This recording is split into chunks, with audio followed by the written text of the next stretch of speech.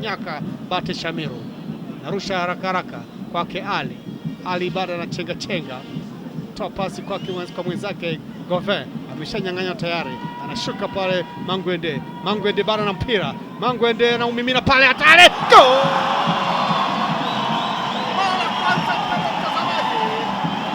Goli la kwanza walivyoshuka vizuri sana. Basi mchezaji ameweza kuweka kimiani, huyu akiwa ni Byiringiro Lage tayari ameshaweka kimiani bao baada ya kazi nzuri kabisa iliyofanywa na Mangwende Imani Shimwe Mano.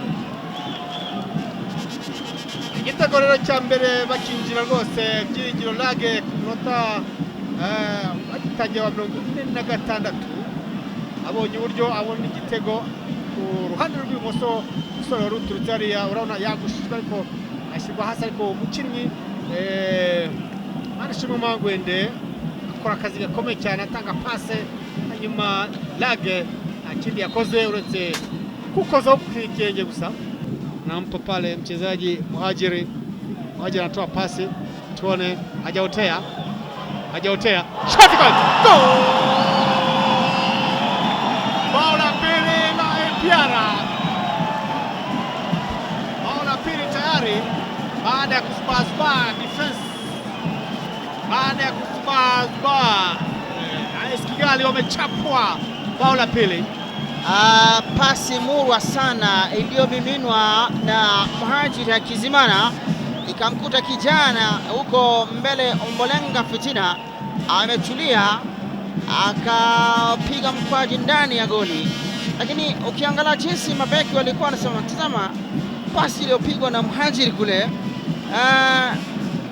na huyu Kanamugire Moses alikuwa hajui mahala kijana anaposimama, hakuweza kusoma move ya Ombolenga Fitina. Kosa kubwa sana, kosa kubwa la mabeki wa timu ya AS Kigali. Kanamugire Moses ndiye amesababisha goli hiyo kuingia, kwa sababu alikuwa hajaona hata mwenzake anasimama wapi. Haya, paseria tanzwe nabi, aragerero Mustafa tanze pase, Mustafa rahawe pasi, arike paseria birakabiri wizaba egitego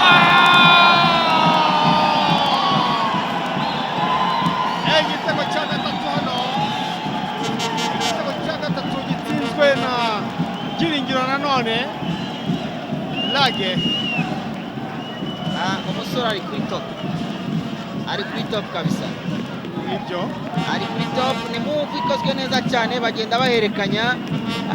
Ngira ngo tuzi kubivuga ko no musore uhagaze neza, ameze neza kabisa.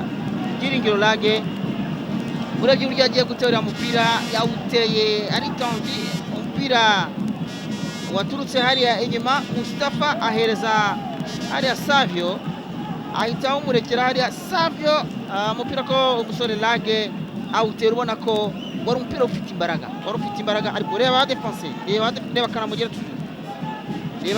tujura hano aturutse, reba Kanamugire nguko bimeze rero.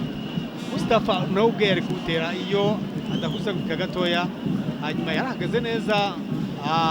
Lage ni celebration dash abiziranyeho. Gura decoder ya Azam TV ku mafaranga 50 yonyine, tukongera ifatabuguzi ry'amezi 2 kuri book ya Azam Play.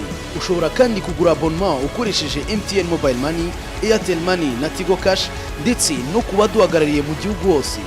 Azam TV, imyidagaduro kuri bose.